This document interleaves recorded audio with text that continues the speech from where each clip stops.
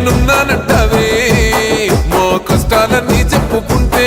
ఏం బాధపడతావో మా బాధలన్నీ తీర్చుతావే మా బతుకు తెరువుని బంగారమూలే మార్చినావే మా పళ్ళంత పచ్చంగా పారింది చూడు నువ్వేసిన కాల్వనే మా భూములకు బతుకులకు వచ్చింది చూడు ఎన్నడూ లేనివనే ఒక్క పొద్దుకెళ్ళేసి చీకటైనంక ఇంటికెళ్తాడే ఒక్క పొద్దు ఉన్నట్టే ఏ పొద్దుకో గింత తింటాడే ఎప్పుడు జనముతోనే